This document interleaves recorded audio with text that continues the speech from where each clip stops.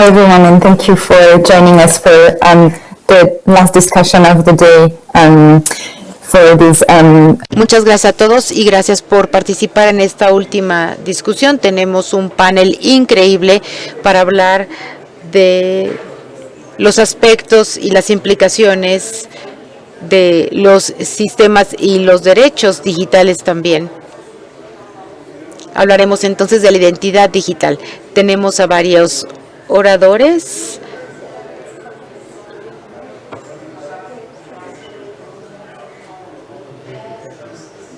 Estamos tratando de verificar que si me escuchan bien y voy a proseguir. Como dijimos, es la sesión sobre identidad digital.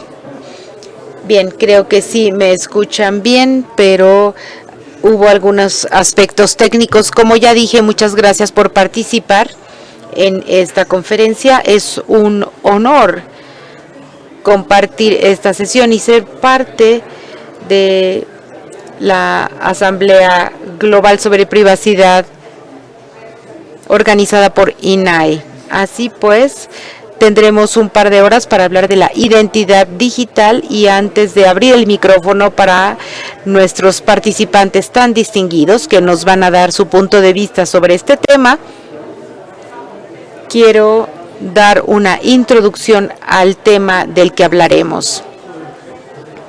Como posiblemente saben, la identidad digital es un concepto no tan nuevo, pero sí muy importante en la protección de datos, particularmente en los últimos años. Y el motivo es que los gobiernos en el mundo han desarrollado diferentes programas que incluyen sistemas de identidad o identificación legal y también algunos procesos de autenticación en línea para tener acceso a diferentes servicios, algunos de ellos esenciales que pueden ser educativos o de salud, o también para poder tener acceso a algunos servicios públicos.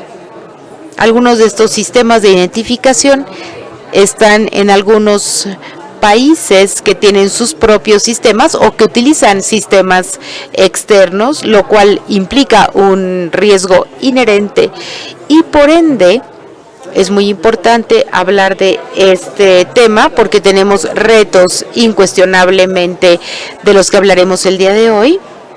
Y también hablaremos del desarrollo de los sistemas, algunos ejemplos en los países de diferentes regiones del mundo. Voy a pedir que a los miembros del panel vayan dando una introducción al tema para escuchar sus diferentes perspectivas antes de tener una discusión más interactiva y queremos asegurarnos también de que tengamos tiempo para tomar algunas preguntas. Entonces, a lo largo de la conversación, si quieren hacer alguna pregunta, háganoslas llegar y también pueden utilizar el chat para poder recibir sus inquietudes. Muy bien, creo que todos los miembros del panel se encuentran ya listos, nos escuchan y tienen un buen sistema de voz y de conexión. Esperemos que así sea. Y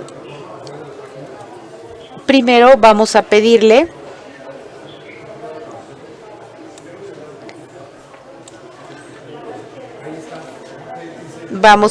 primero a Jesús.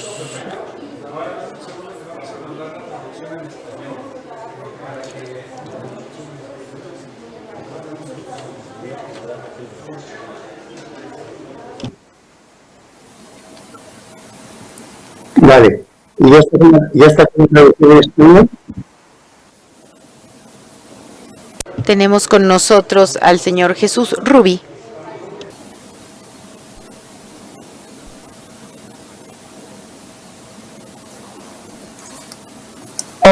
I don't know if you were able to hear. If not, Ulrich, no sé si escuchaste. Sí, claro que sí. Muchísimas gracias. Tuvimos una pequeña dificultad al momento de escuchar el nombre. Muy buenos días desde Alemania. Y es un tema muy, muy interesante este de la identidad digital, sin duda. Incluye diferentes servicios de medios sociales o también de servicios.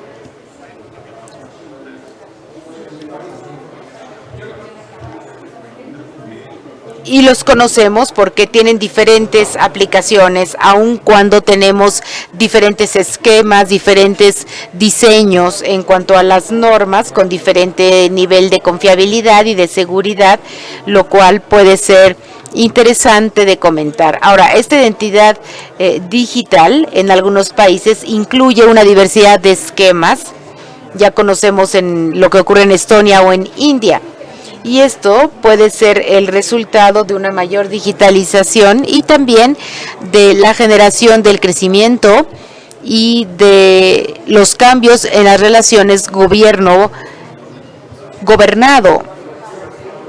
La idea justamente es incrementar la confiabilidad, es tener información mucho más confiable y también dar una mayor comodidad en las transacciones.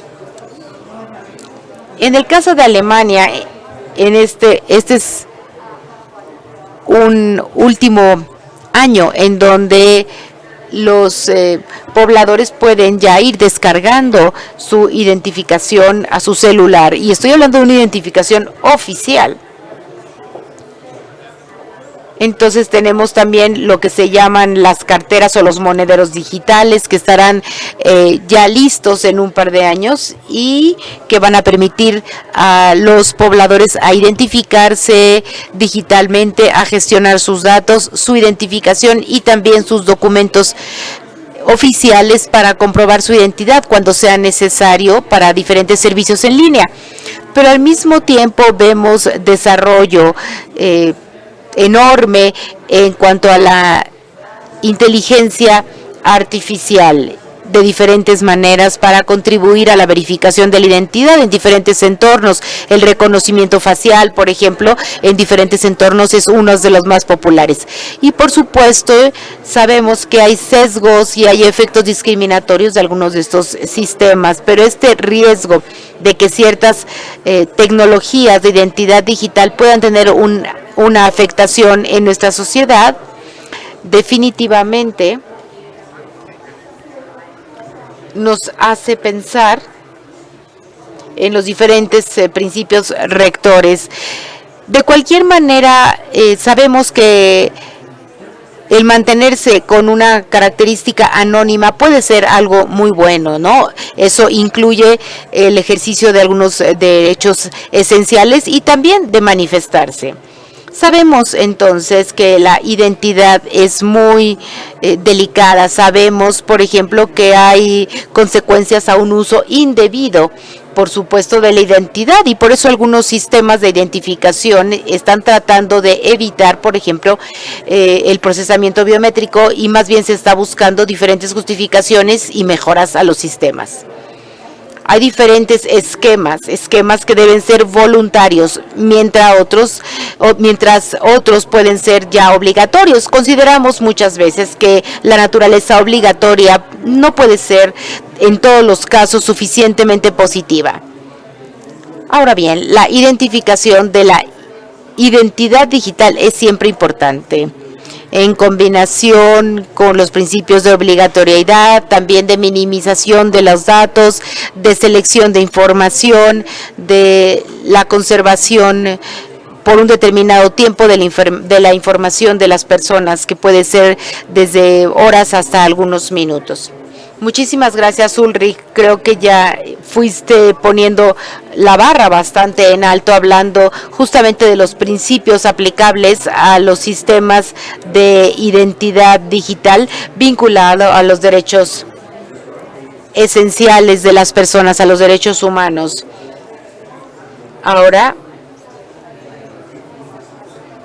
vamos a seguir la discusión. Invitamos a Anita Allen de la Universidad de Pensilvania para que pueda compartir su punto de vista con nosotros. Muchísimas gracias. Creo que muchos de los puntos que ya el señor Kelber pues por supuesto son aplicables en los Estados Unidos. Muchas de las cosas que Ulrich ha mencionado aplican a nuestro entorno. Pero quiero comenzar recordando al público y a la audiencia que no tenemos una tarjeta de identificación en los Estados Unidos, es decir, dependemos todavía de la licencia, por ejemplo, de conducir y también del número de seguridad social para poder identificarnos. Entonces, estamos hablando aquí de una identificación a nivel nacional que se va a requerir para viajes para el año 2023. Ya es algo que se ha puesto a raíz del coronavirus, pero aún así tenemos sistemas en el país para identificación a nivel digital, poniendo algunos estándares bastante altos. Sin embargo, la preocupación en Estados Unidos es la libertad, por supuesto, y el anonimato, sin lugar a dudas, que son muy valoradas por la población y que consideramos que las plataformas y tecnologías pueden dar libertad a este anonimato sin la amenaza de que los perfiles sean monitoreados o sin una vigilancia excesiva. Quiero subrayar además el hecho de que los estadounidenses y particularmente afrodescendientes en Estados Unidos en muchas ocasiones no están de acuerdo en la vigilancia que se hace continuamente por parte del gobierno, por el monitoreo de las actividades, y también el establecimiento de ciertos perfiles de personas que pueden ser criminales o potencialmente criminales, por supuesto de ascendencia africana. Entonces es muy importante considerar que justamente la implementación de la identidad y de la autenticación digital es algo en lo que debemos pensar suficientemente. Quiero mencionar el ejemplo de la India, que es muy interesante, un ejemplo muy interesante de cómo es que un país que realmente necesita la identificación de sus más de 1.000 millones de residentes, ha hecho un esfuerzo, pero que también ha trabajado con la legislación y a nivel del Poder Judicial para poder establecer sistemas de identificación nacional que cumplen con algunos de los criterios que mencionó el señor Kelber, por ejemplo. Ahora bien, me gustaría escuchar lo que tienen que decir el resto del panel. Y si no conocen bien el caso de la India, por supuesto me encantará comentarlo más adelante, porque ellos están trabajando ya con esta identificación nacional que está conformado por un número de 12 dígitos y también las huellas digitales de las personas, combinando toda la información demográfica de sus pobladores para poder identificar a las personas para el acceso a bienes y servicios. Y mi país no tiene todavía suficiente avance para la identificación universal dentro del país, y me llama mucho la atención que India ha logrado tanto. Entonces sabemos que se pueden dar pasos a nivel judicial y legislativa y que se puede lograr una gran innovación en el entorno de la identidad. Muchísimas gracias, Anita, por comentar algunos ejemplos, y seguramente iremos hablando sobre algunos de los temas que mencionaste, porque lógicamente estaremos hablando de los derechos humanos, los derechos digitales y todo esto cómo se vincula con la discriminación. Muchísimas gracias, Anita, por poner esto sobre la mesa. Ahora vamos con el tercero de nuestros panelistas, el señor Jesús Rubi, que es subdirector de protección de datos de la Agencia Española de Protección de Datos también, por supuesto. Buenas tardes, buenas noches. El Instituto Nacional de Identidad,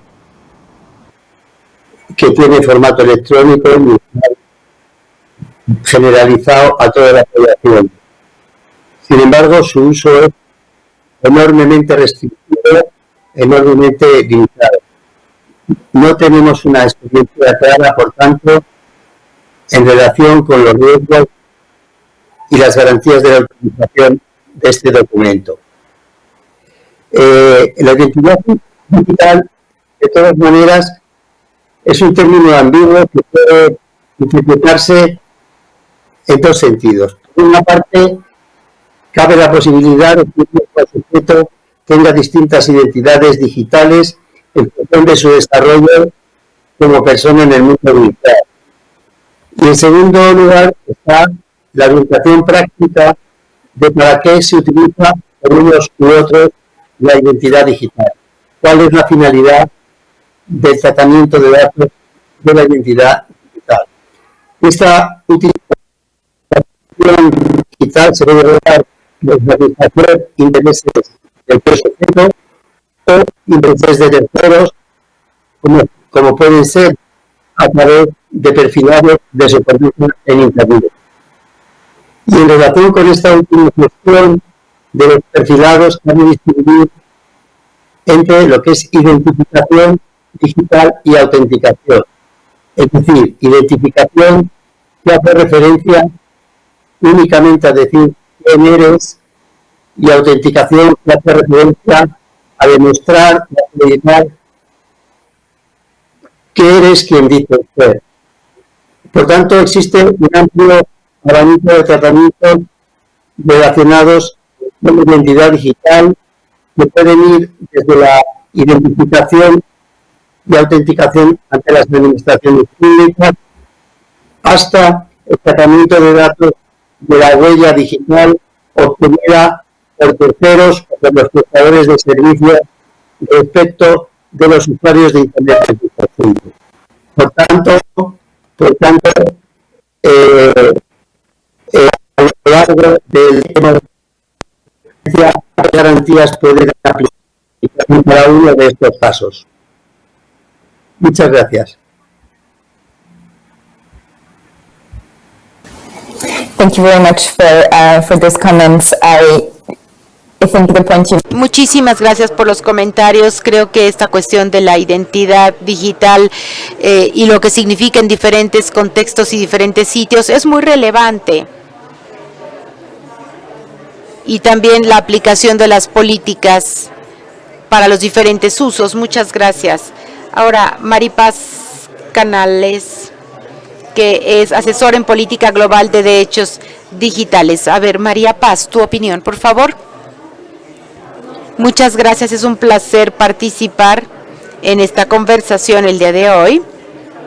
En mi caso, yo represento el trabajo que lleva a cabo la sociedad civil, particularmente mi organización Derechos Digitales, que es una organización de la sociedad civil que trabaja para ver cómo la tecnología aplica al ejercicio de los derechos humanos. Parte de nuestro trabajo tiene que ver justamente con la promoción de la protección de los datos y la identidad, y también el hecho de que todas las personas deben poder usar la tecnología, deben poder tener acceso a la tecnología, y cómo es que mucho esto va de la mano con la identidad y la identificación de las personas. Esta es una de las cosas que quiero subrayar en la presentación del día de hoy, en esta conversación justamente, y sé que más adelante tendremos preguntas. La identidad digital se usa para diferentes interacciones, sin lugar a dudas, y es muy importante entender que algunas afectan y otras no afectan la privacidad, pero de cualquier manera se aplican a una diversidad de situaciones directamente vinculadas con el ejercicio de los derechos humanos, que pueden ser políticos, pueden ser civiles, económicos y sociales, e incluso culturales.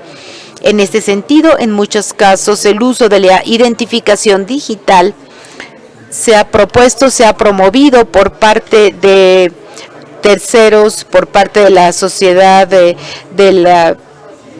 la sociedad en el entorno privado, pero también público, y por tanto debemos considerar cómo es que todo esto contribuye al ejercicio de los derechos justamente, y cómo es que estos sistemas de identificación se vinculan al uso justo de la información. La implementación de este tipo de sistemas implica un riesgo de los actores, tanto públicos como privados, particularmente en cuanto al impacto que estos servicios pueden tener en algunas de las cuestiones que ya mencionaron mis colegas, y puede ser discriminación, por ejemplo, para comunidades tradicionalmente más vulnerables como las mujeres, los niños, los no binarios, porque todos estos sistemas se han preparado con tecnologías que no siempre incorporan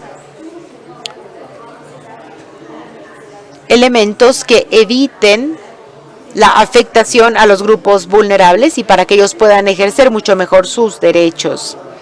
El riesgo, por otro lado, de la seguridad de los sistemas de identificación han evolucionado en paralelo con la tecnología misma. Muchas veces la identificación de las personas se da a partir de elementos biométricos, por ejemplo, algunos de ellos más complejos, otros menos complejos, pero normalmente implican la recabación de huellas dactilares, de reconocimiento facial o de iris también, que aumentan el nivel de riesgo de perder control de estas características esenciales que no se pueden cambiar en nuestra persona y que tienen un impacto severo en el ejercicio de los derechos o en el uso ilegal de esta información recabada para fines lícitos. Así pues, la implementación en el sector público o privado muchas veces no considera justamente la implementación a nivel de seguridad en paralelo con el despliegue del sistema de los elementos que ya mencioné. Eso es claro en la región de América Latina, de donde yo provengo, porque aquí muchas de las implementaciones se llevan a cabo a nivel administrativo sin la necesaria reglamentación y también sin un marco legal adecuado para poder proteger y para imponer las obligaciones necesarias para la protección de la población y de las personas que utilizan estos sistemas. Este sería mi comentario inicial. Muchísimas gracias. Gracias, María Paz, por darnos algunos de los ejemplos de problemas que hay en su región en cuanto a estar revisando y supervisando lo que es la parte digital y quiénes son también los principales actores que ya han puesto en práctica toda esta digitalización y toda esta identidad. Bueno, quisiera darle la palabra ahora a Leonardo Severa Ramas. Él es el supervisor de la parte europea de la Oficina Europea y para Protección de Datos. Entonces, yo creo que hemos estado escuchando puntos importantes. Seguramente él tendrá que agregar algo alrededor de esto. Leonardo, por favor, toma la palabra. Hola a todos, lo siento mucho, pero tengo que hacer algunos cambios aquí porque yo espero que me escuchen los técnicos porque tengo que hacer varios cambios. Nos estamos escuchando en español, de hecho, incluso cuando queríamos decir que les pedimos que queríamos escuchar el original, aquí estamos un poco confusos. Por ejemplo, yo estoy escuchando aquí mi propia interpretación en español, así que escuché a Jesús Rubí y sí, también a los otros, creo que tienen el mismo problema. Por favor, técnicos, si me escuchan, traten de arreglar ese problema porque estoy escuchando mi traducción en los audífonos. Así que está bien porque ahora ya desapareció la interpretación en español. Muchas gracias. Bueno, yo quisiera dar las gracias primero a todos los organizadores por esta invitación. Quiero decirles que es un verdadero honor compartir este panel con todos estos distinguidos colegas. La única persona que no había yo conocido es a Mari Paz Canales en persona, pero a Ulrich ya la primera vez que nos vimos fue en Tirana. Esto fue 2019 y después en las reuniones de GDP. Y creo que, Anita, ya te conocí yo en Bruselas, en esta conferencia internacional con Giovanni Putarelli, y fuimos a cenar, de hecho, todos en el Atomium en Bruselas. Jesús, es un placer verte nuevamente. nos hemos estado viendo durante 20 años más o menos. Qué lástima que no pude escuchar lo que decías porque estaba terrible el audio, pero espero ponerme al corriente después, ya cuando nuevamente vuelvas a tomar la palabra. Así es de que es un verdadero placer estar aquí con ustedes, queridos colegas. Bueno, pues creo que estoy en Madrid también. Y bueno, creo que es muy importante decir y dar las gracias a nuestros colegas mexicanos por todo este esfuerzo que están haciendo para poder conjuntar esta conferencia en digital. Es una tarea que es bastante retadora, pero la cooperación internacional es muy importante. Vamos a tratar de aumentar esa cooperación internacional, hablar con toda la gente de las áreas, intercambiar nuestras ideas, así es de que muchas gracias por ese esfuerzo. En lo que estamos hablando, el problema del que estamos hablando, que es la identidad digital y la protección de datos, yo creo que el punto de inicio debía ser la capacidad de poder demostrar que somos quienes decimos que somos. Esto es lo más importante en nuestra vida. ¿Por qué? Tanto en la parte ya sea la vida digital o no digital. Bueno, pues esto es importante porque la identificación, esta identidad digital son muy, muy importantes. Por supuesto, no quiere decir que vamos a evitar que haya algún espacio de anonimidad o anonimato en Internet o en otros lugares. Claro que no, es importante, pero la identidad digital es muy importante, no podemos dejar de decirlo. También, como ya lo dijeron otros de mis colegas, aquí esto tiene que ver con diferencias culturales e históricas en la forma en que nuestros países se enfrentan a este problema de identidad en el mundo tradicional. Por ejemplo, con la tarjeta de identidad nacional, como por ejemplo en mi país de origen, España, es muy normal que todos tengan esta tarjeta de identidad nacional, ¿verdad? Esto es así en nuestra cultura. En otros países yo sé que no, que todavía necesitan encontrar otros medios para poder identificarse. Por ejemplo, en Estados Unidos, bueno, la que se usa más es la licencia de manejo. Y estas identificaciones o la identificación es clave para llevar a cabo negocios en Internet y para la administración pública, para proporcionar servicios a los ciudadanos. Por eso es que a través de EDPS hemos estado trabajando mucho con la propuesta de esta Comisión Europea en junio pasado de establecer un marco de referencia para una identidad digital. Nos parece que es un paso hacia adelante muy importante para que ese trabajo se lleve a cabo en Internet y para dar servicio a los consumidores y a la gente en forma mucho más eficiente. Por supuesto, y quisiera agregar de inmediato que algo que ya nació en forma digital y que se desarrollará o se desarrolló después de todo esto en 5 años, no habrá duda al respecto, es que debe incorporarse la parte de privacidad a esta identidad digital. No hay excusa. Cualquier solución que se entre al mercado o que entre a la parte digital por parte de la autoridad debe tener privacidad, mucha privacidad, y debe respetar también en forma muy cuidadosa la parte de minimalización de datos. Eso es lo que estamos buscando y eso es lo que nos dice la Comisión Europea cuando ellos aceptaron la propuesta. Creo que aquí me voy a parar. Les doy muchas gracias por su atención y estoy ansioso de seguir con esta discusión. Muchas gracias por su contribución y con más puntos para poder agregar a nuestra conversación. Muy bien, seguimos entonces con la parte de conversación donde vamos a tener un diálogo entre los miembros del panel. Y yo veo que estamos creo que es distintos usos horarios en distintas partes, ¿verdad? Donde están los panelistas. Pero pues de todas formas vamos a disfrutar de esta conversación. Creo que ya se ha dicho mucho sobre el tema principal que vamos a enfocarnos esta noche, que lo primero que surge es una pregunta básica.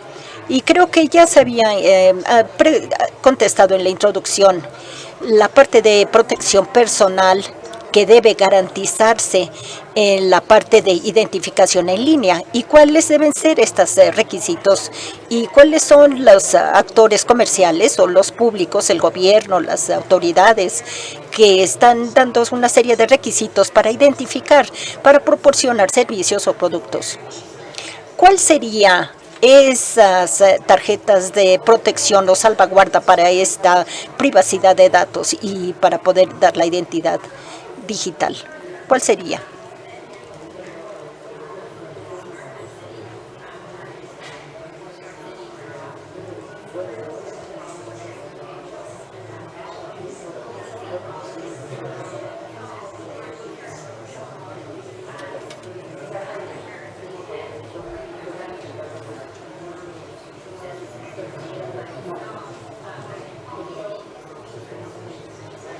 Yo creo que el sonido no es muy bueno, voy a tratar de hablar despacio, pero creo que el enfoque, yo no he empezado en esta primera pregunta, pero creo que el enfoque que debe darse es que esa identidad digital, como se ha comentado, sea una herramienta que sea fácilmente utilizable por los ciudadanos y que tenga unas garantías adecuadas. Pero, en mi opinión, el tratamiento de datos y las garantías relacionadas con los tratamientos de datos relacionados con la identidad digital tienen distintas volúmenes de información, distintas finalidades, distintas tecnologías que se utilicen y, por tanto, distintas garantías.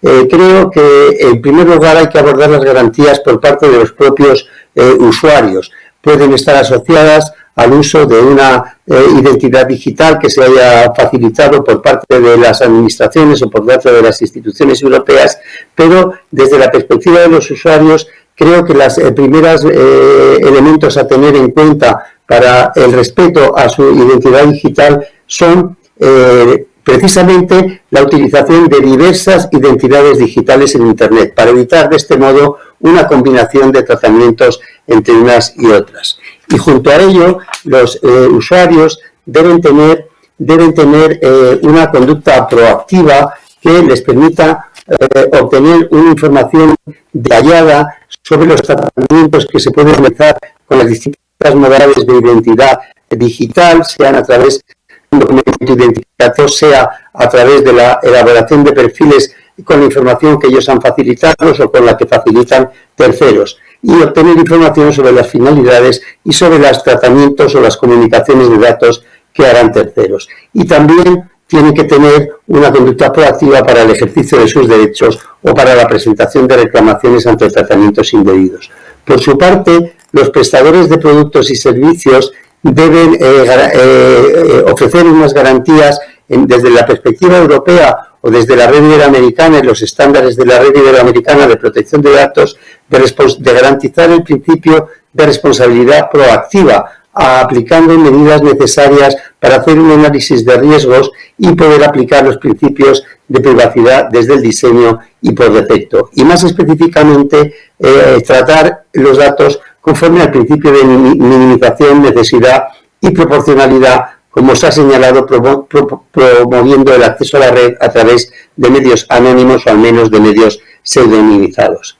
Y estas opciones deben completarse por parte de los proveedores de los servicios, ofreciendo a los usuarios medios que permitan la supresión de informaciones que terceros hayan incorporado en Internet al margen de su voluntad. Finalmente, estas informaciones tienen que ser claras por parte de los prestadores, tienen que ser claras y en particular cuando se trate de decisiones automatizadas que implican la elaboración de perfiles. Y en cuanto a las autoridades de control, su función yo creo que es, en relación con la identidad digital, el promover la información que permita a los usuarios conocer cuáles son sus derechos y atender diligentemente sus reclamaciones. Y en particular creo que tiene una ventaja, una intromisión especial, la suplantación de la identidad en Internet. Por ejemplo, las suplantaciones de identidad respecto de la difusión de imágenes pornográficas que se vinculan a una persona que no es la que realmente las ha generado. Y a ese respecto, creo que el papel de las autoridades de protección de datos es la de articular, como se ha sucedido en el caso de la Agencia de Protección de Datos, a través del denominado canal prioritario, medidas urgentes para conseguir la eliminación de esa información y evitar su viralización.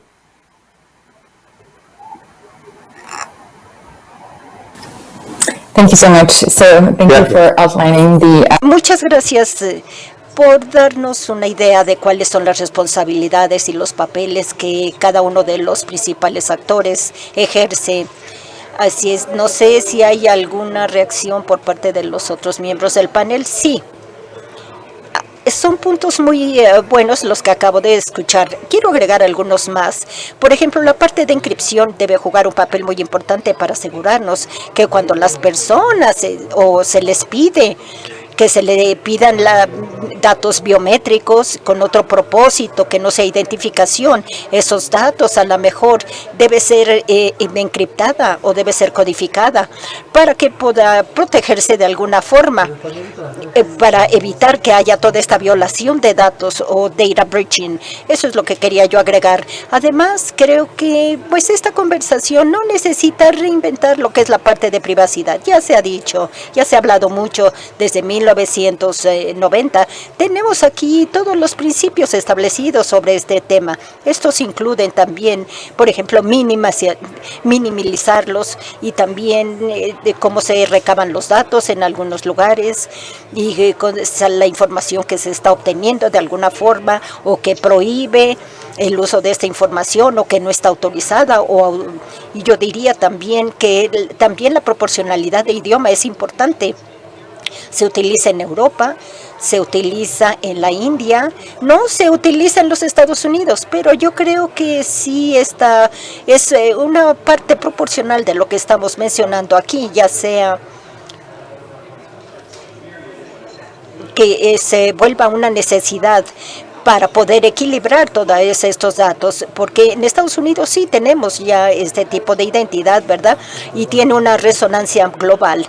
Así que yo creo que la parte de encripción, la parte de proporcionalidad y también la parte de prácticas y familiares que tenemos en cuanto a protección de datos, la parte de privacidad por diseño que ya se utiliza en Europa y en algunos lugares también en América del Norte.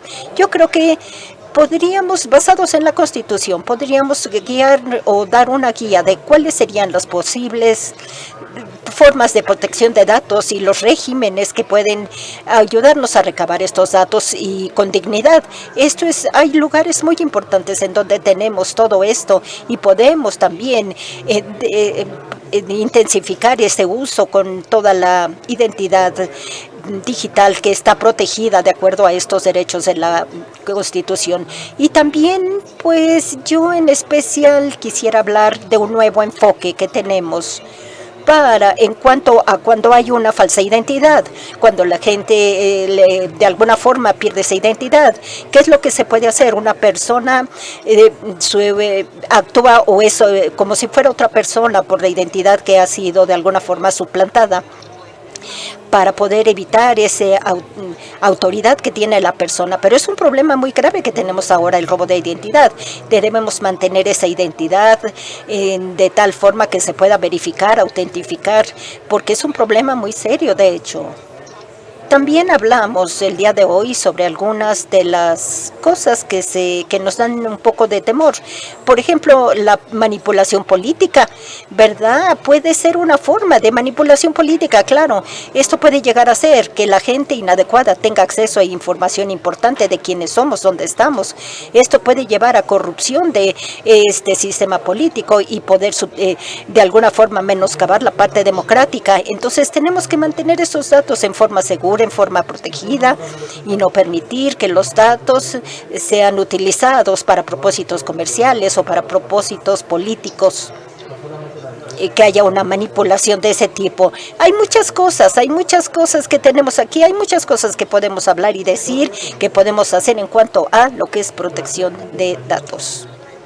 Sí, estuvo muy bien, muchas gracias. Muy interesante ver que como en Europa, y Jesús ya lo mencionó también, como hay algunas tecnologías que se están utilizando, ¿verdad?, para poder reforzar algunas de estas formas que ya tenemos implantadas y algunas metodologías que también tenemos que utilizar para la parte de privacidad y poder solucionar algunos de los problemas.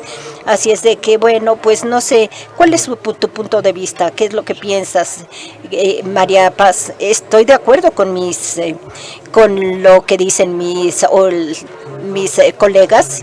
No voy a repetir, voy a limitarme nada más a 2 o 3 principios que ya se han mencionado.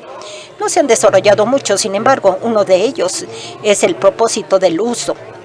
Está muy relacionado con la proporcionalidad y con la necesidad. Este es un problema que especialmente es importante en cuanto a identidad digital, porque en cuanto estoy de acuerdo a lo que dijo Jesús en cuanto a los estados y la regulación, normatividad que ha sido promocionada por el Estado en la Unión Europea, aunque pueden tener elementos para promover y permitir el uso de distintas identidades en distintas formas, en distintos servicios, lo que hemos visto en otras latitudes del mundo, por ejemplo en América Latina, Anita ya mencionó también el ejemplo de India, y también en África es un tema importante.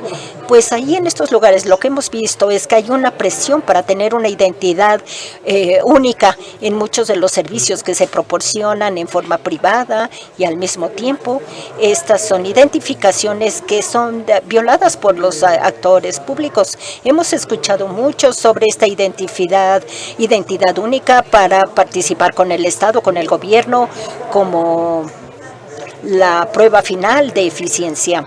Así es de que sí, realmente me gusta la perspectiva que Jesús dio a este tema.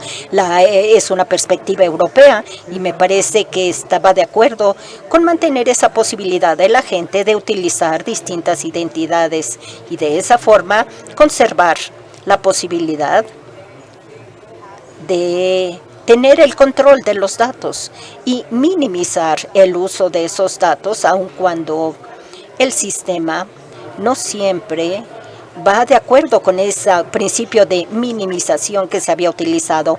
Y esto lo vinculo realmente con el propósito de uso. ¿Por qué?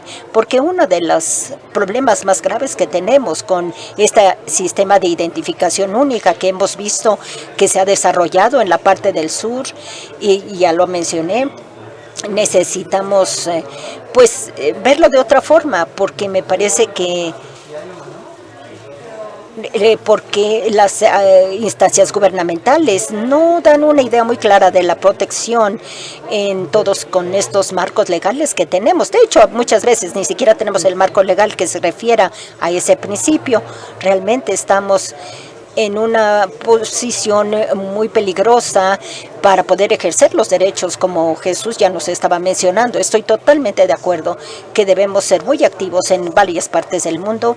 Sin embargo, con tristeza puedo decir que esto no es una realidad, porque no tenemos aquí un ambiente normativo, no tenemos un marco legal que pueda ayudarnos, y también porque esta perspectiva de poner en práctica directamente este sistema de identidad digital y conservarlo o utilizarlo como herramienta final de eficiencia viene con la menoscabo de las nociones de privacidad en muchos lugares del mundo, en donde no tenemos esos desarrollos, esos principios. Así que me parece que se percibe como una solución técnica nada más superficial, pero no estamos muy seguros que realmente se tenga todo para poder presionar y dar ese tipo de identidad y que se pueda percibir como no está menoscabando el ejercicio de los derechos de la gente. Además, yo quisiera escuchar un poco más sobre esto. Hay muchas tecnologías que ya se han desarrollado durante la pandemia. En muchos casos vienen con estos requisitos muy estrictos para proporcionar información digital o ayudar y dar consejos de salud. Y en muchos casos esto se hizo sin la consideración de proporcionalidad y necesidad y de minimización de datos, y en ese sentido esto lo estoy vinculando con la parte de transparencia en cuanto a que hay un mejor ejercicio que se puede hacer en cuanto al mundo, especialmente en los lugares en la parte del sur en donde no es una prioridad para muchas de las autoridades o de los servicios privados en cuanto a proporcionar más información sobre cuál es el propósito de recabar los datos, porque se usa como una herramienta para recabar los datos y consideran que tiene un buen propósito. Sin embargo, no hay una justicia, una igualdad en cuanto al mecanismo que se está utilizando para salvaguardar esos datos para ese propósito, no para otros. Y esto es falta de transparencia, además de la violación del propósito de uso limitado de datos. Y lo último que quiero destacar en cuanto a principios para contestar la pregunta que hizo Estel es responsabilidad civil, porque finalmente lo que hemos visto en todas partes del mundo, incluso en los países más desarrollados en cuanto a protección de datos y protección de privacidad, todavía se pone en práctica, se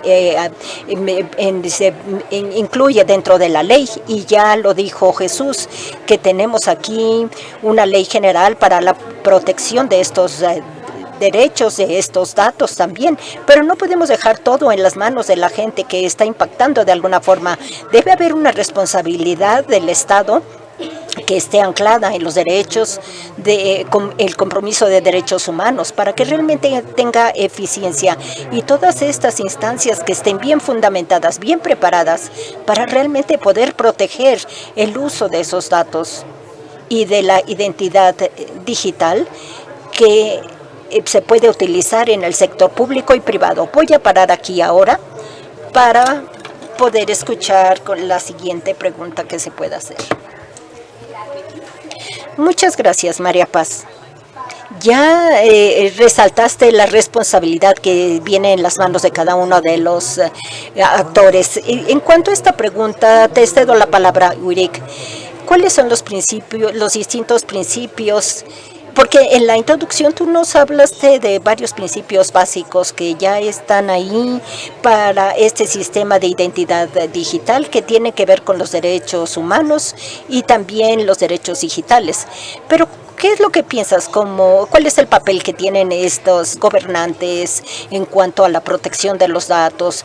Porque los gobernantes o la gente que está en las autoridades, pues muchas veces no tienen toda la información, o a lo mejor no lo están utilizando de esa forma. A lo mejor hay sistemas digitales y los marcos de referencia no están ahí para poder ayudarles. ¿Cuál es el papel que juegan todas las autoridades a cargo de toda esa identidad y principios, identidad digital? ¿Dónde ves que hay todavía algún espacio para poder incluirlos o para poder ayudar de alguna forma a este principio? Bueno, yo creo que sí. Siempre estamos considerando la reglamentación de la privacidad, protección de los datos. Todo esto tiene que ver con lo que ya estábamos ya se mencionó, también la identificación digital, cómo poder establecer varios identificadores y poder ser parte de la minimización de los datos para ver estos, proveedores privados que están usando esa información. Pues ellos lo que hacen es que se hacen o utilizan estas reglamentaciones y normatividad para poder utilizar esos datos. Yo creo que sí, todavía hay una necesidad para las protecciones, las autoridades de protección de datos, o la gente encargada de toma de decisiones de ayudar en ese sentido. Una idea podría ser el bloquear a estos proveedores para que puedan no cambien todos esos datos que están utilizando de los clientes y el ecosistema también en el cual ellos están negociando. Y claro que esto va a tener un impacto en la privacidad. Presionar a todas estas compañías privadas para que puedan aceptar en forma pública todos estos, digamos, el papel que ellos van a desempeñar en cuanto a los datos que reciben para identidad digital, para que puedan acatar la reglamentación, la normatividad y también que puedan de alguna forma ver cómo se están llevando a cabo y poniendo en práctica las reglamentaciones. Bueno, pues sí, estamos escuchando que sí se tiene que poner en práctica y aplicar la ley en el caso cuando sea necesario. Voy a cambiar un poco la conversación hacia otros puntos que ustedes ya mencionaron. Estaban hablando sobre las distintas formas de identidad y cómo esto no está vinculado nada más con el sistema digital ideal, sino con distintos sistemas digitales que se pueden tener alrededor de uno solo. Algunos de ustedes ya mencionaron el problema de datos biométricos, reconocimiento facial, entre otras cosas. Y creo que la relación también de estos sistemas de conversación digital y los desarrollo de los programas y la inteligencia artificial y cómo vemos algunas de estas técnicas que se combinan y los cambios que estamos tratando hasta ahora en cuanto a identidad digital y si esto puede aplicar a otros sistemas que pueden estar en riesgo, pero también hay donde hay alguna oportunidad para poder hacer algo al respecto. Muchas gracias. Y sí, definitivamente hay un vínculo entre todas estas cosas. En la Unión Europea actualmente estamos hablando de cómo podemos regular la inteligencia artificial, que es algo que se usará, por supuesto, para la identificación digital.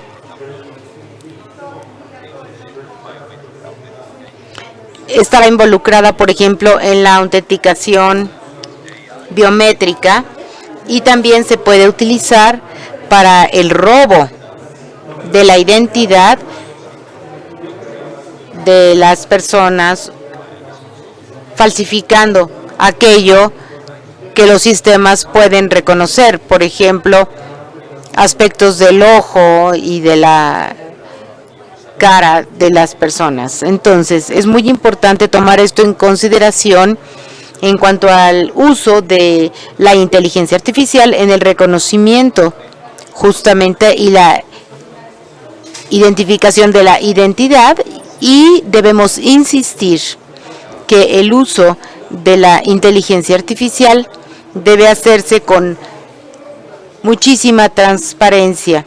Los usuarios deberán saber que hay una computadora y un sistema de inteligencia artificial que ayuda con la autenticación y la identificación, o también para poder prever algunos abusos.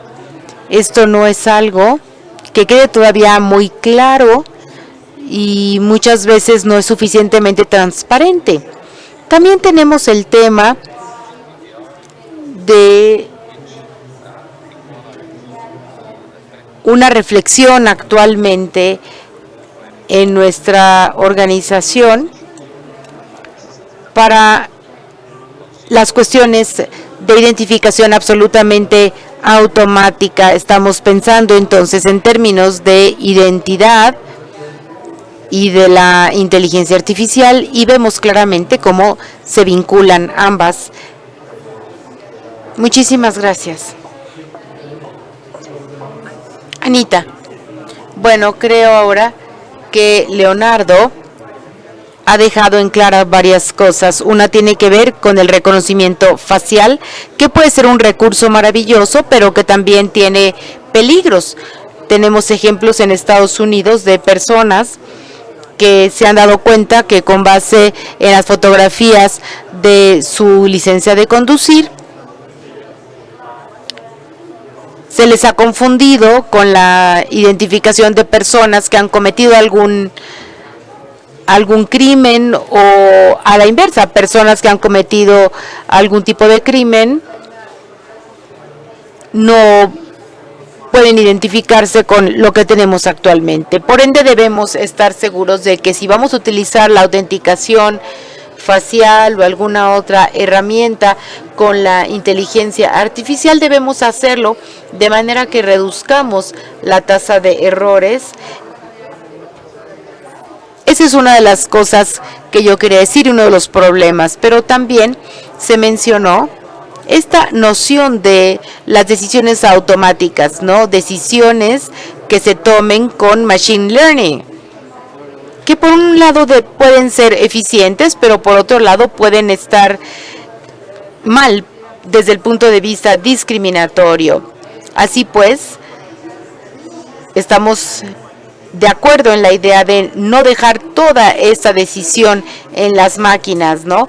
No deben ser las máquinas quienes decidan quién va o no a la universidad, quién recibe o no apoyo médico. Por supuesto, la inteligencia artificial es muy buena, pero debe de haber rendición de cuentas, debe de haber revisiones y análisis antes de que todo se deje en manos de las máquinas. Es decir, debemos llevar a cabo auditorías continuas para asegurarnos de que las entidades del sector privado o público que busquen utilizar tecnología de inteligencia artificial lo hagan en una forma correcta y no en una caja negra que esté lejos del escrutinio público.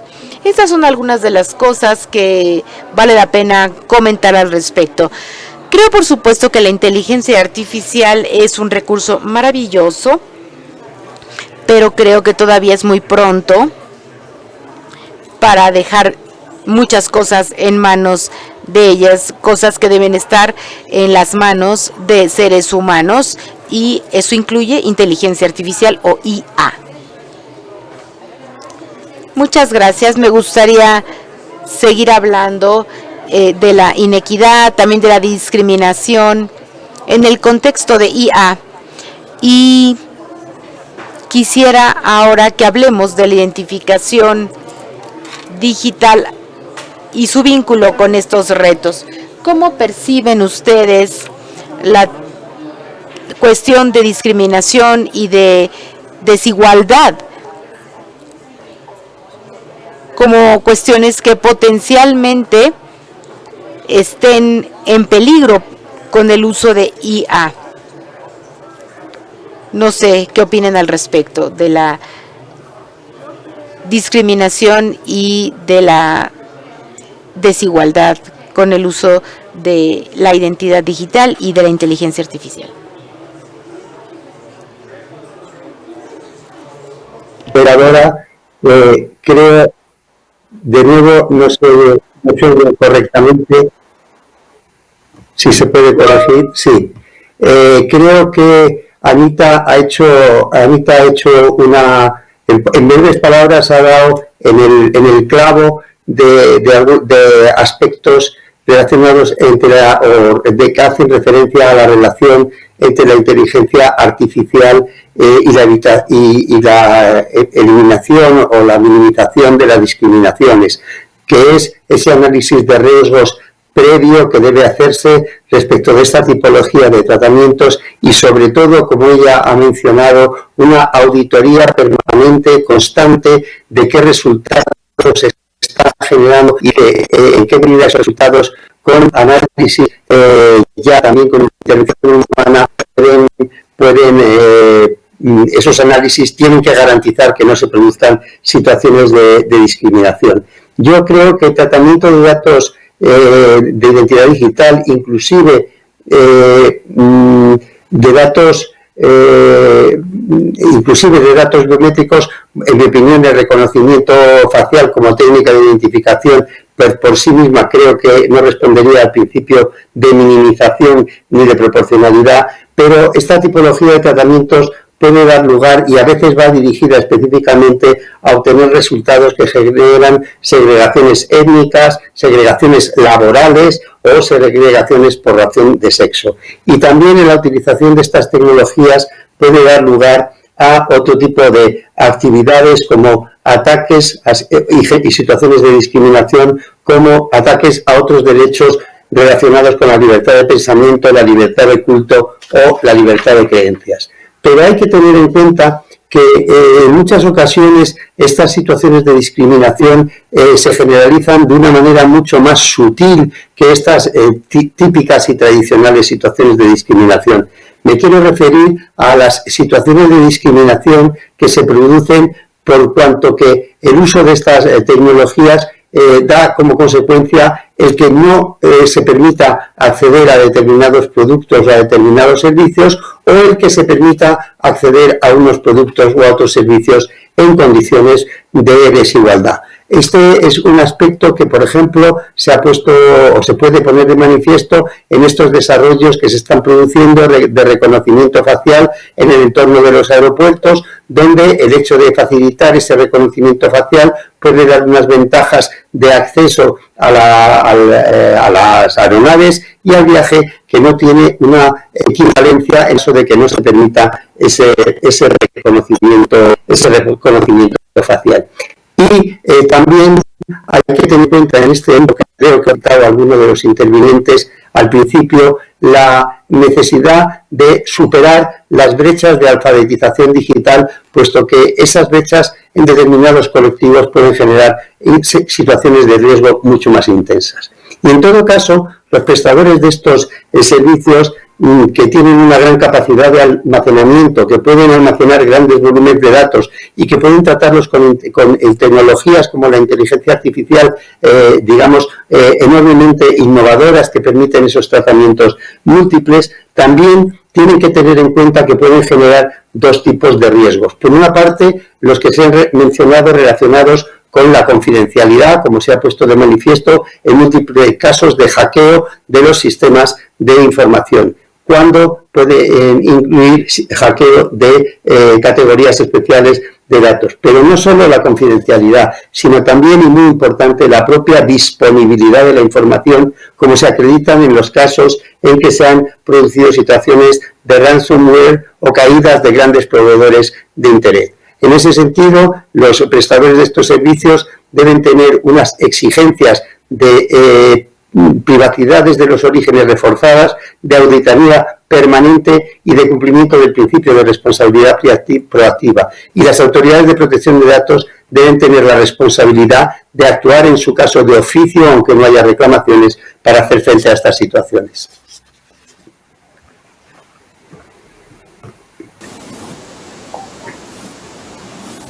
Thank you. That's indeed a long.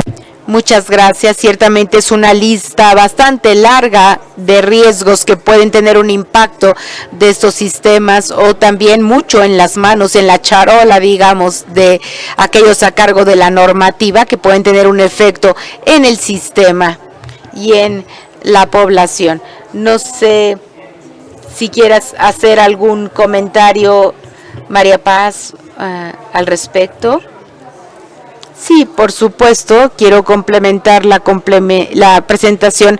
Creo que tenemos que volver al comentario inicial en cuanto a cómo son los sistemas de identificación e interconectar esto con los aspectos de desigualdad, de sesgo y de discriminación. Como ya dije, estos sistemas de identificación digital juegan un papel elemental en términos de interacción entre los ciudadanos y los estados. Y esto ha sido subrayado, por supuesto, en los reportes de las Naciones Unidas que tienen que ver con pobreza extrema y falta de oportunidades, particularmente el del año 2019. Pero es relevante además para subrayar todo esto en términos de cómo es que los sistemas de identificación y verificación se pueden utilizar para hacer una evaluación de viabilidad, de pago de beneficios, de detección de fraudes, de calificación de vulnerabilidades y un sinfín de cosas de los ciudadanos de un determinado estado. En estas aplicaciones, el uso de los sistemas de identificación digital nos muestran el riesgo de la discriminación y cómo puede esto contribuir a la desigualdad. Como ya mencionamos, hay, por supuesto, buenas intenciones en cuanto a la eficiencia de lo que se necesita en los sistemas. El problema es que normalmente el sistema pasa por alto las desigualdades sociales ya existentes. Lo importante es entonces ver los elementos tecnológicos, políticos y sociales involucrados para contar con esos sistemas y evitar las consecuencias no deseables en términos de desigualdad, de discriminación y otras. Sabemos que estos no son el origen de la desigualdad o de la discriminación, pero pueden llevarlos a una escala no vista anteriormente. Así pues, hay que pensar cómo se deben tomar las decisiones y cómo deberán tomarse a nivel de los estados y a nivel de la implementación de servicios, pero sobre todo en lo que tiene que ver con en la relación entre el Estado y los ciudadanos. Es necesario, por supuesto, contar con estos sistemas de identidad digital para lograr la inclusión, para poder desarrollar una sociedad mucho más abierta y más participativa, con base en las necesidades y las perspectivas de los usuarios finales para poder incorporar todo esto a los sistemas de identificación. Por ende, invito a todos ustedes a que conozcan la página de Derechos Digitales, donde tenemos una iniciativa relacionada con la inteligencia artificial, con las políticas, la tecnología también. Todo esto cómo se está instrumentando en América Latina para los sistemas de identificación digital y el uso de la toma de decisiones algorítmicas para la asignación de beneficios, para el otorgamiento de servicios y para ver cómo es que todas las buenas intenciones detrás de la implementación de estos sistemas muchas veces no se alcanzan, y no se alcanzan porque existen fallas, existen brechas en la forma en que las necesidades y preocupaciones de los usuarios finales, incluso sus necesidades, se implementan y se consideran en el despliegue final de todas estas herramientas y sistemas. Considero de igual forma que es relevante en términos de la legitimidad de estos sistemas. Si no se cuenta con un diálogo democrático abierto en términos de los beneficios de estas tecnologías y si no se logra una mayor transparencia en la forma en la que funcionan y para qué fines es que se va a utilizar la información, entonces estamos en riesgo de estar en un estado o en un sistema que nos vigile, que promueva el sospechosismo, lo cual sería lo opuesto al objetivo que se quiere lograr, que es que la tecnología esté al servicio del progreso y el desarrollo de todos en la sociedad. Tenemos ejemplos entonces de estos casos. Como ya dije, por ejemplo, el reconocimiento facial para el otorgamiento de ciertos beneficios y para algunos sistemas en Chile, en Ecuador, por ejemplo, para dar ciertos servicios a la población adulta mayor o a los niños. Entonces yo considero que tenemos que tener una plática mucho más abierta, más democrática, más transparente de todo lo que estamos comentando, pero además esto debe estar en el centro de la preocupación del sistema, tanto en el diseño como en su implementación. Muchas gracias. Gracias, creo que nos estás llevando al centro, al meollo de la conversación. Estamos hablando de los retos, de los impactos, de esta cuestión de la secrecía, pero lógicamente no estamos llegando todavía al por qué como sociedad, qué es lo que necesitamos, qué es lo que estamos buscando, a qué estamos respondiendo. Tú ya mencionaste la eficiencia, la eficacia, que es lo que se discute, ¿no? También esto con base en el sistema que se utiliza, pero la pregunta es, ¿necesitamos estos sistemas en la sociedad hiperconectada para movernos en esta dirección? ¿Y la tecnología está respondiendo a las necesidades o estamos respondiendo a lo que la industria que crea la tecnología busca y la sociedad entonces tiene que adaptarse? Ulrich, no sé qué pienses al respecto. Bueno, definitivamente existen las tres necesidades y todas son importantes.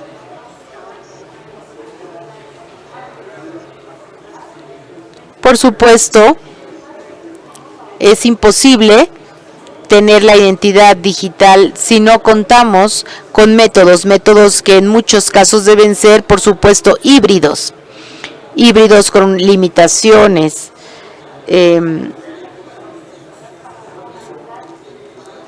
con servicios públicos incluso que llamen a la interacción. Por supuesto, los proveedores de servicios del sector privado deberán identificar a las personas que utilizan los servicios siempre y cuando esto sea relevante para ofrecer el servicio. Ese es un tema muy importante porque eso es lo digital auténtico. La pregunta es ¿cuál es el interés? ¿Cuál es el interés para que los ciudadanos puedan utilizar los servicios digitales, para que sean más rápidos, para que ofrezcan diferente nivel de calidad de vida entre el entorno rural y urbano? Y definitivamente es importante ver las necesidades de cada quien y las limitaciones también para el interior privado, para el interior público y también qué es lo que se tiene que cumplir en términos de que los ciudadanos puedan confiar en estas tecnologías y sistemas para recibir servicios según lo necesiten.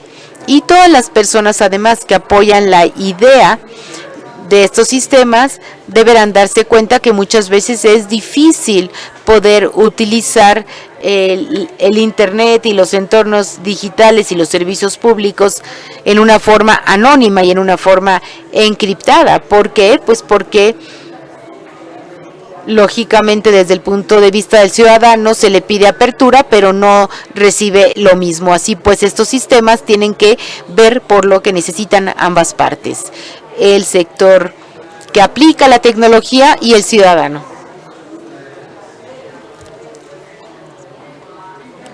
Muchas gracias, Anita. No sé si quieras hablar un poco sobre el desarrollo. Se cortó un poquito la señal desde la cabina de interpretación.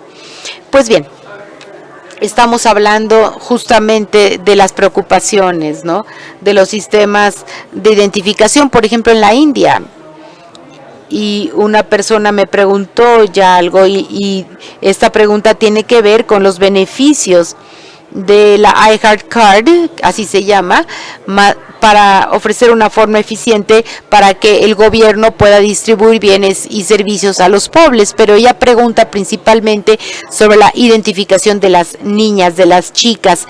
Aparentemente en India muchas veces las niñas desaparecen y no dejan rastro, y hay un sistema distinto sobre protección para la infancia y también el matrimonio adolescente y demás. Entonces, hay argumentos en favor de una identificación general porque consideran muchas personas que sería más difícil que desaparecieran las chicas o los niños y se pudiera proteger mucho más los derechos. civiles y humanos. Creo que tenemos que estar abiertos a la posibilidad de que esos sistemas digitales puedan tener y aportar enormes beneficios para los pobres, para las poblaciones marginadas y también los grupos vulnerables y minorías.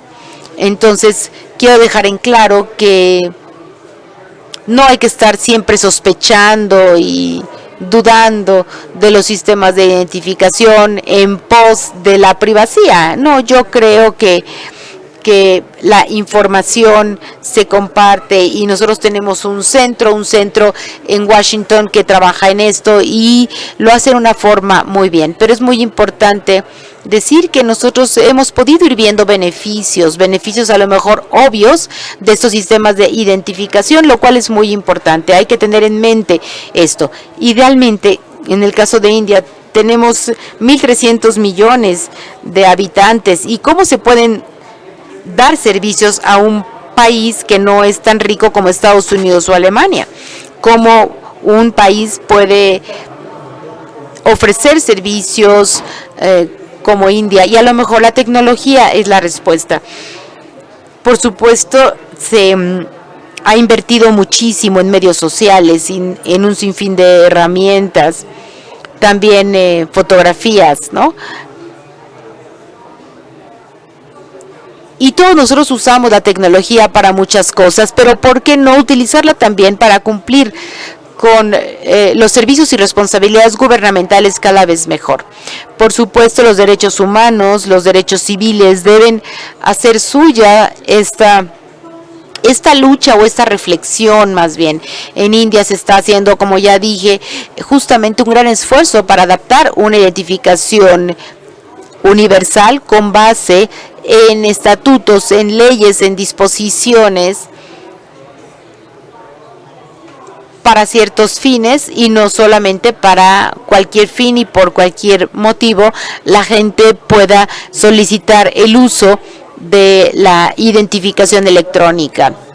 Es decir, tenemos que pensar, y sé que digo mucho hay que equilibrar, pero la realidad es que tenemos que equilibrar y poner en una balanza lo bueno y lo malo, qué es lo que podemos mejorar en términos de la calidad para que los desposeídos puedan utilizar la tecnología y puedan hacerlo en una forma mucho más progresiva y que también el mundo tenga lo necesario para proteger los derechos civiles y humanos.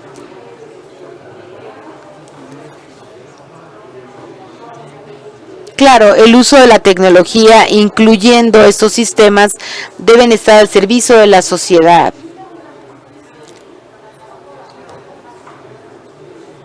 Como ya mencionaste, es difícil hacerlo en un contexto en donde el foco está en la tecnología y no tanto en las políticas, no tanto en los usos, para asegurarnos de que la tecnología se use para el bien y alejar la discusión de una tecnología u otra, ¿no? Más bien hay que pensar en el resultado, hay que pensar para qué lo queremos usar y cómo debe ser la forma correcta de hacerlo, a partir de algunas especificaciones de tecnología y por supuesto sabemos que es un debate muy, muy amplio.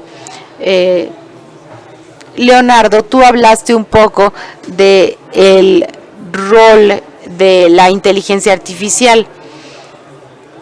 Estamos hablando, por supuesto, de diferentes contextos en una sola charla, ¿no? Tenemos una realidad en India, como ya se mencionó, versus lo que estamos viviendo en la Unión Europea y América Latina, como comenta María Paz. Y sabemos que la realidad es diferente, pero tiene que haber salvaguardas y cosas en común. ¿Cuál crees, Leonardo, que sea el contexto europeo? ¿Cuál sea justamente la exigencia de ese tipo de tecnologías en nuestra sociedad? Creo que mis colegas nos han dado ya muchas reflexiones y elementos interesantes sobre el tema. Considero que la necesidad de tener una o más identidades o medios de identidad digitales es algo que ya se ha mencionado.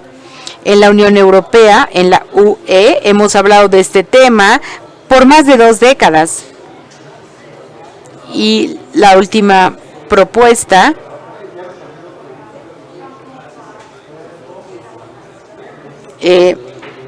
fue en un sentido, pero mi país, España, ha sido pionero en la identificación universal. Esto empezó en el año 2006. Así pues, como vemos, esto ya tiene algunos años. La pandemia ha aumentado el paso en que los ciudadanos mueven sus actividades del entorno analógico a la esfera tecnológica. Por tanto, la necesidad de una identificación digital se ha hecho más demandante. Este certificado, por ejemplo, de la Unión Europea de vacuna de COVID, esto se está empezando a aplicar. Esto nunca se había hecho porque estábamos buscando justamente soluciones para el transporte de la gente en tiempos de pandemia en el continente.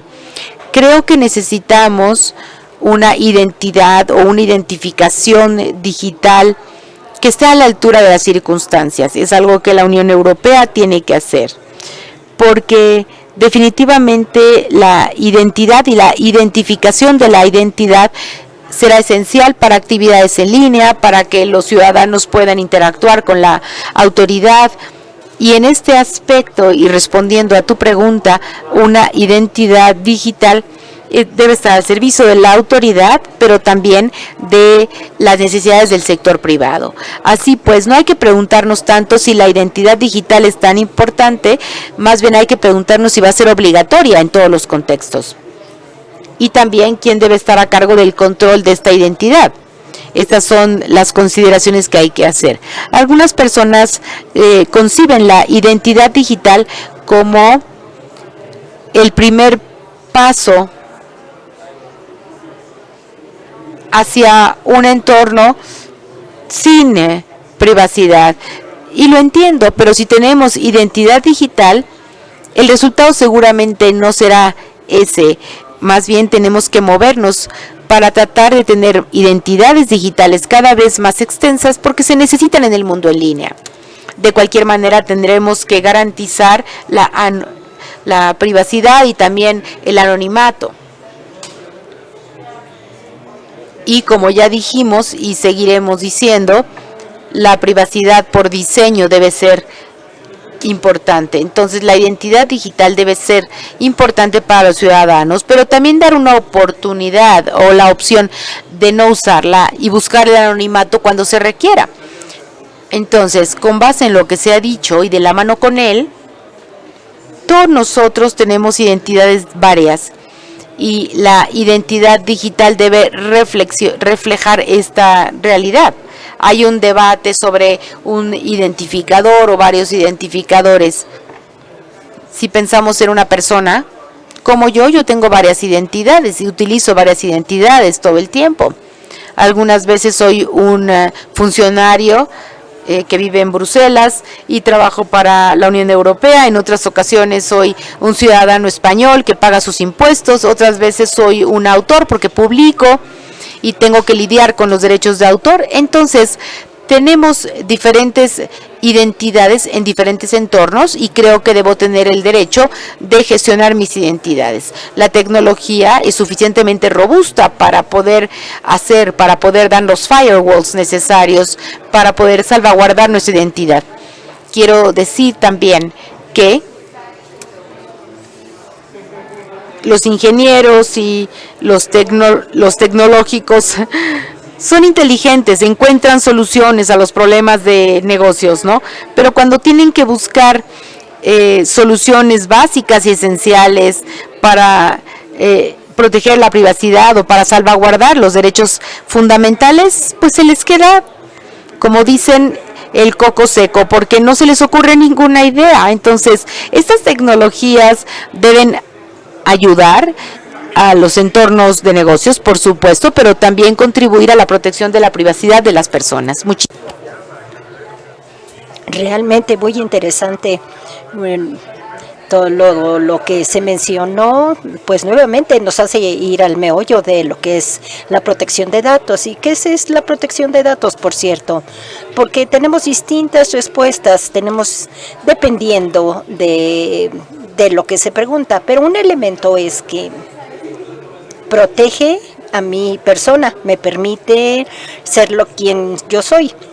Y tú dijiste, somos distintas personas en distintas situaciones, estamos interactuando en distintos entornos. Entonces, pues este sistema no reduce esa identidad a respuesta binaria, sino que más bien hay distintas formas en las cuales la gente se puede expresar a través de identidad de género también y a través de su sexualidad para saber que estos sistemas se están diseñando realmente de la forma que deben hacerse para que la gente pueda sentirse libre de ser quien quiere ser, ¿verdad? Esto es algo muy complementario, muy bueno y que no hemos visto en otros sentidos. Vamos a seguir un poco ahora a otro punto de la conversación diferente. La gente, pues, generalmente piensa ¿qué es lo que pasa con esta digitalización? Ustedes dijeron que hay una infraestructura, una estructura detrás de todo esto. ¿Cómo podemos crearlo para que pueda responder de acuerdo a las necesidades del público? Manita, tú ya mencionaste que en el caso de India, ¿cómo están haciéndolo para que puedan responder a distintas necesidades sociales del país de acuerdo a este sistema? Yo creo que ¿cuáles serían esos retos que vemos relacionados con la estructura? Claro que tiene que ver con el contexto y con el país, por supuesto, pero hay muchas compañías que están creando estas estructuras y ¿cuáles son las consideraciones que deben tomarse en cuenta en la parte de sistemas digitales para sistema público o autoridades públicas? O si estos sistemas deben estar creados por parte de las autoridades públicas, por la compañía, por las compañías digitales. Yo creo que hay varias formas en las cuales se tiene que buscar una respuesta porque tenemos que ver cuál es el antecedente a todas estas conversaciones. ¿Cuál es la infraestructura que se va a utilizar para la parte comercial, por ejemplo, si realmente está cubriendo con su propósito básico? No sé si María Paz quiera hablar un poco al respecto. Claro, yo creo que este es un gran reto en general, por lo que mencioné anteriormente en mi intervención en cuanto a cómo tenemos que ser sensibles a la necesidad de tener esa infraestructura que realmente esté apoyando a ese sistema. Y mi primer paso sería, para acabar con este reto, es una conversación que se tiene que llevar entre la gente que está desarrollando ese sistema para saber cómo, por ejemplo, cómo se promueve esa infraestructura por organizaciones internacionales, que en muchos casos es en la parte de los países en vías de desarrollo, se consideran algunos problemas sociales estructurales de estos países y si se pueden de alguna forma buscar la solución. Yo no estoy tratando de ser negativa, estoy de acuerdo con lo que dice Anita, de hecho, cuando habló, que dijo que en muchos casos, pues este tipo de sistema realmente puede ser una buena herramienta para poder tratar de resolver estos problemas sociales estructurales, pero el resultado final va a depender básicamente de la forma en la cual se diseña. Si se diseña para el uso de infraestructura que se diseñó para distintas sociedades, para distintos contextos, pues habrá una alta probabilidad de que se pongan en práctica en algunos entornos sociales y que creen todos estos sesgos y desigualdades y además problemas sociales, o puedan pues un poco destacar los que ya están ahí.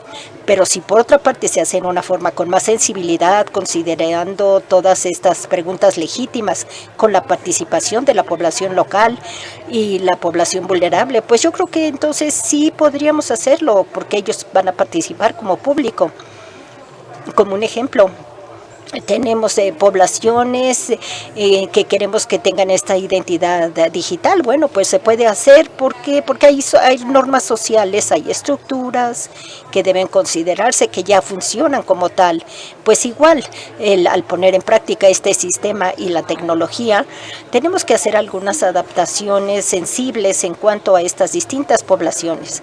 Yo creo que esto sería una cosa en cuanto a infraestructura y también a desplegar toda esta solución. También la soberanía digital, pues es otra cosa, porque yo tuve la experiencia en los países en vías de desarrollo, los países que están al sur. Ahí tuve la oportunidad de compartir gran parte de todo esto con mis colegas africanos y asiáticos, y cada uno de ellos les preocupa la soberanía tecnológica, este tipo de tecnología que es lo que trae a nuestros estados, a nuestras regiones, porque a veces estamos en una situación donde el gobierno adquiere esa tecnología de parte de una compañía global, y esto pues incluye datos muy sensibles de la compañía, y ellos se manejan por parte de esa compañía internacional en un entorno en donde no tenemos digamos, un marco de regulación que nos proteja, que sea fuerte para poder evitar que ocurran otras cosas. Claro que sí, esto tiene que ver con evolución y globalización, y esto nos permite beneficiarnos de la tecnología y de lo que se desarrolla en otros lugares. El punto es que tenemos que tener mucho cuidado en donde se están poniendo en práctica estas tecnologías y cuáles son los entornos sociopolíticos, porque si no vamos de acuerdo con esas estructuras legales que protegen, puede haber una posibilidad de control y nuevamente puede resultar en algo que no sea beneficioso para la población, que de alguna forma estamos buscando ayudar, ¿verdad?, al desplegar este tipo de sistema, al desarrollarlo. Creo que voy a parar aquí. Tendría mucho más que decir de la necesidad legal, la proporcionalidad, pero creo que ya hablamos sobre esto anteriormente. Y otro punto aquí también es la responsabilidad civil. También esto es importante. Esto está dentro de contratar a una compañía que tenga ya la infraestructura legal para ese sistema, que realmente puede establecer esos mecanismos de vigilancia para, en el caso de un mal uso o abuso de información. Aquí pararé. Gracias. Creo que tu punto fue muy claro en cuanto a la necesidad de tener un marco legal ya en práctica para poder considerar el despliegue de este tipo de tecnología. Ulrich, ¿quieres hacer algún comentario sobre infraestructura legal, sobre si el sistema debe crearse con las compañías público-privadas, o qué es lo que quiere decir crear ese sistema como tal? Sí, tiene que ver con la confianza. Sin la confianza, los ciudadanos no van a creer en este sistema, en esta identidad digital. Sin esta confianza en el negocio, pues el gobierno tampoco puede establecer los límites, ¿verdad?, para poder tener toda esta identidad digital para la gente y que la gente la utilice.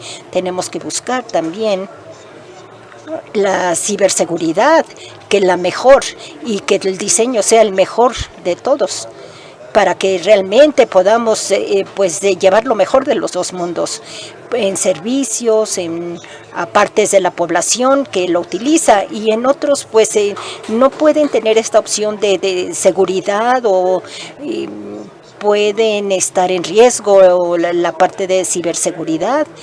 Entonces no debemos utilizar estas nada más para vigilancia, ¿verdad?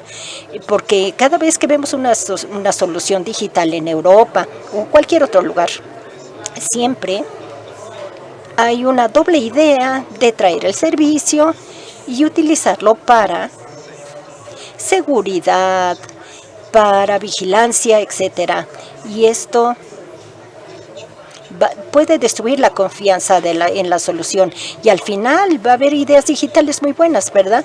Pero estas grandes compañías privadas pues pueden caer en ese problema, no el gobierno. Entonces hay que tener mucho cuidado de que tengamos esa confianza, esa solución de confianza para los ciudadanos. Creo que sí, son buenos puntos los que te acabas de mencionar. Jesús, estás levantando la mano, por favor.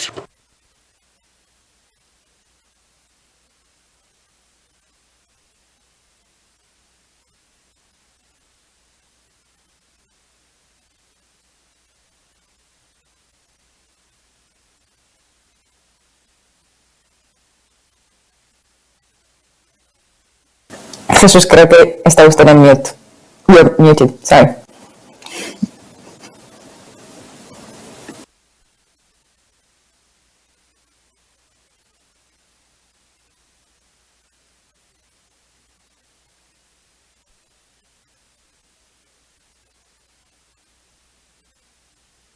Estaba muteado.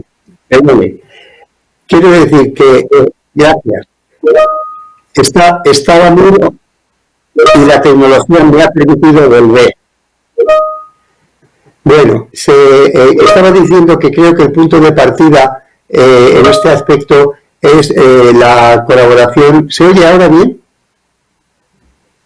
Sí, es la colaboración público-privada, pero es una colaboración público-privada que tiene que ofrecer garantías, sobre todo en los tratamientos que realicen con fines de interés público, porque en ocasiones se puede producir una situación en que la información genere ventajas adicionales para las entidades privadas que aportan esta tecnología. Por ejemplo, una situación de riesgo se puede producir en los casos de la utilización de servicios de cloud computing que son normalmente ofrecidos por compañías privadas y utilizadas por el sector público, y tiene que haber unas garantías adecuadas respecto de los tratamientos que se van a realizar, los temas que se han mencionado de seguridad, las posibles transferencias internacionales de datos en lugares no seguros, etcétera.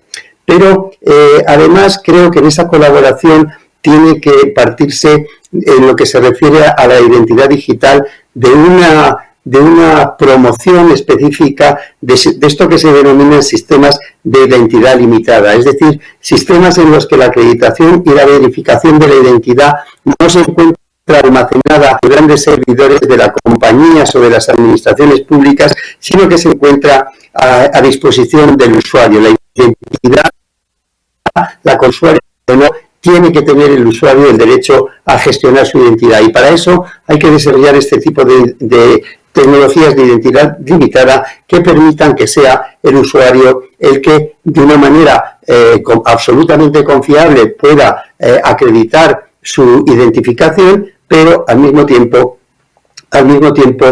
tenga el control de esa información. Y esto Leonardo ha puesto un caso muy interesante a este respecto. Ha citado el caso de los certificados COVID de la Unión Europea para garantizar el derecho a la libre prestación a la libre circulación por parte de los ciudadanos o residentes en la Unión Europea. Y se ha generado un certificado en el cual el control hay un sistema de interoperabilidad, lógicamente, por parte de las administraciones sanitarias para poder comprobar la veracidad de esos certificados, pero son unos certificados que están a disposición del usuario. Es el usuario el que se descarga el certificado y el que lo puede utilizar. No está, por tanto, se cubre ese principio que decía Leonardo del derecho a gestionarlo. ¿Pero qué ha sucedido posteriormente? Pues que respecto de un uso inicial de ese certificado para garantizar la libre circulación de ciudadanos o de residentes en la Unión Europea,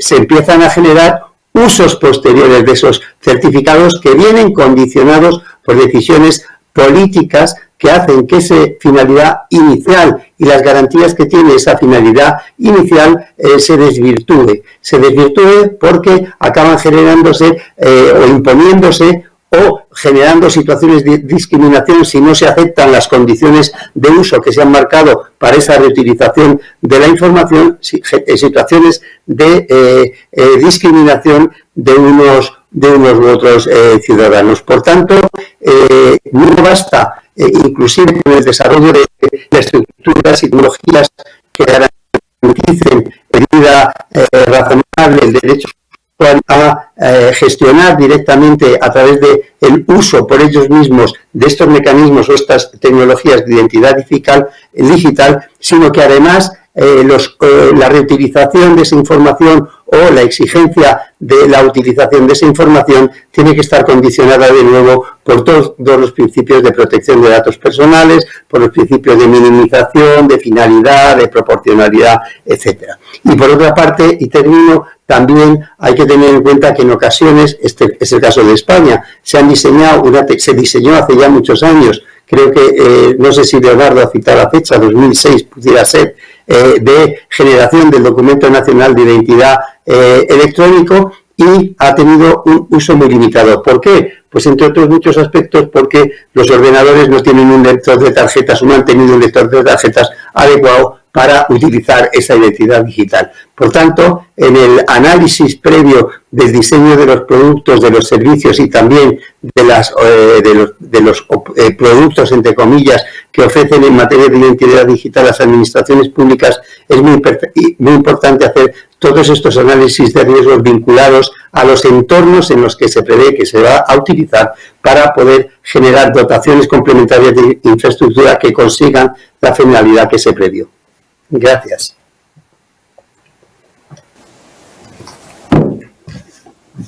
Thank you very much for adding those important.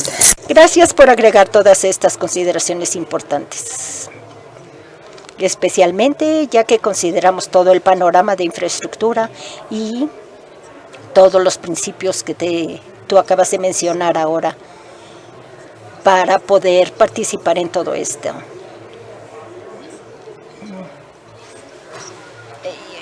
Bueno, cualquiera de ustedes, el que quiera contribuir a su respuesta. ¿Cómo podemos ofrecer una identidad digital a la gente, de minorías, sin que haya riesgo a estas comunidades nativas? Bueno, como sabes, tenemos nosotros muchas tribus nativas en Estados Unidos, pueblos originarios, y bueno, pues ellos son naciones soberanas dentro de Estados Unidos. Tienen la autoridad también de emitir su propia identidad, su tarjeta de identidad, que a lo mejor no tiene la tecnología de radiofrecuencia, pero estas tarjetas no sirven como pasaportes, no sirven más que para principios de identidad, pero por lo menos son algo que tienen ellos para proporcionarles los beneficios que tienen a los que tienen derecho. Quiero decir esto porque no son nada más los pueblos nativos o los que no tienen derecho a todas estas tarjetas de identidad digital o que no las tienen, o en casos de los pueblos nativos de Estados Unidos sí lo tienen. Y ellos pues a lo mejor no les sirven para viajar, pero les sirven para la identidad.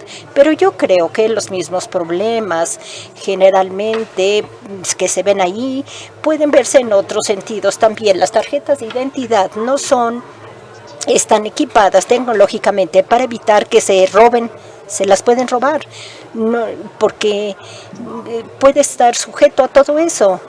De hecho, sucede, ¿verdad?, que se las roban. Entonces, tienen que ser monitoreadas, vigiladas y tener todos los mecanismos para protección, para poder, lo mismo que se hace para cualquiera otro de los esquemas de protección, para cualquiera de las tarjetas se tiene que hacer. Pero en mi país sí eso pasa, que estos pueblos nativos tienen tarjetas de identificación y pueden entonces facilitarles el uso de esas tarjetas en alguna forma que les pueda hacer más, porque proteja más su privacidad. Eso es lo que sería mejor. Muchas gracias por este buen ejemplo. ¿Alguien más quisiera agregar algo a esta pregunta que tiene que ver la parte de educación? Sí, María Paz. Bueno, solamente quiero complementar un poco con un punto de vista similar, y ya mencioné esto anteriormente. Si es muy necesario que ese sistema de identidad se pueda desarrollar de acuerdo a la sensibilidad de las distintas poblaciones. Y creo que Anita ya nos dio un buen ejemplo de cómo puede beneficiar a estas poblaciones minoritarias y cómo también en Estados Unidos esto ocurre después de una larga historia en la relación con los pueblos nativos. Finalmente ya han llegado a tener un mejor estado en donde hay más comprensión de las necesidades de estas comunidades y un mecanismo de protección también. Pero esto no es la realidad en otras partes del mundo.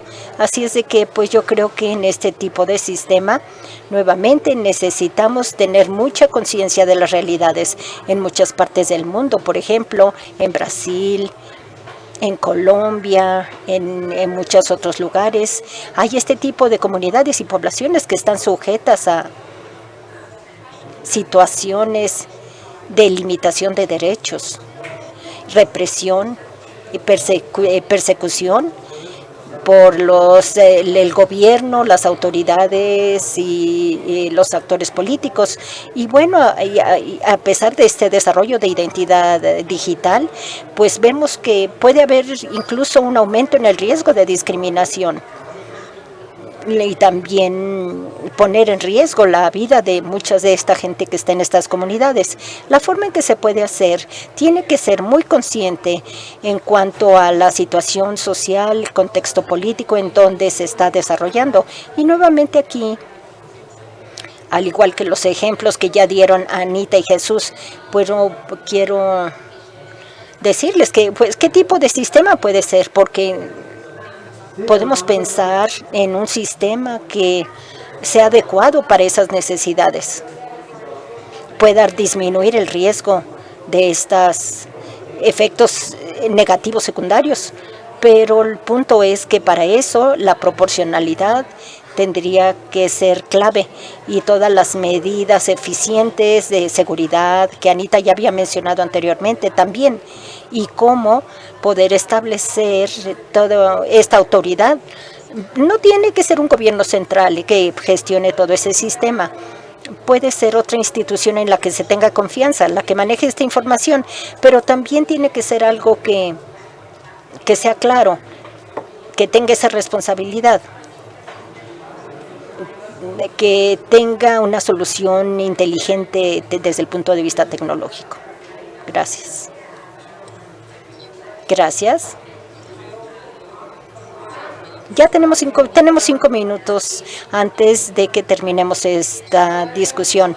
Y les quiero dar la oportunidad a cada uno de ustedes que me hable sobre la educación, este sistema, y por qué no tenemos que considerarlo o sí considerarlos, por qué o no debe haber una identidad única, digital. Y ustedes ya dijeron que sí, que a veces el sistema debe ser obligatorio, no debe ser obligatorio. ¿Cuál es el papel que juega la educación cuando hablamos de este sistema? ¿Cuál es el primer paso que debemos tomar? Creo que ya hablamos un poco sobre las condiciones que deben ser idóneas para que esto ocurra. Ustedes ya mencionaron todo esto. Me queda claro que llegamos a un punto en la conversación en donde pensamos que se necesitan o no los sistemas, o hay casos específicos donde sí se necesitan siempre y cuando ocurra esto y esto, o si tenemos el principio de proporcionalidad, etcétera. Pero realmente, ¿cuál es el papel de la educación? ¿Qué es lo primero que ustedes harían en sus funciones para poder llegar a esa meta? Y vamos en orden aleatorio, ¿sí? Así es de que Anita primero. Vamos con Anita. Empezamos con Anita. Bueno, yo quisiera... Esta es una pregunta muy, digamos, con mucho contenido. ¿La educación de quién primero? Sí, porque ¿qué estamos hablando? ¿De educación a la población en general? Porque hay muchos tipos de gente que no tiene esta educación en América, o puede ser también en África o en algunos otros lugares, en Asia. Entonces, ¿qué estamos haciendo? Enviar un sistema digital, de identidad digital, y ellos no tienen esa educación. ¿O qué es lo que debemos hacer? ¿Educar al gobierno, a las autoridades, educar a la gente que está a cargo de la tecnología, porque esta es la gente que finalmente va a crear el problema. Al lanzar la tecnología sin ninguna preparación en la parte de realidad política, derechos humanos, respeto por los derechos cívicos. Entonces, simplemente quiero parar aquí. ¿Educación para quién? Sí, creo que todos estamos aplaudiéndote, Anita, por lo que acabas de decir. Porque, bueno, terminaste con broche de oro esta conversación. Muy bien. Jesús. Entonces, vamos a ir. Siguiendo con esta línea argumental, educación de la ciudadanía en la tecnología, en la privacidad y en las modalidades de protección de sus datos personales. Mucha educación en esa línea. Y una conclusión final. Es necesario que la identidad digital se amolde a las necesidades del usuario y no de prevalencia a las necesidades de la industria. Muchas gracias por la amabilísima y encantadora e intensa debate que hemos tenido esta tarde, noche, ya no sé dónde andamos. Thank you so much. Gracias.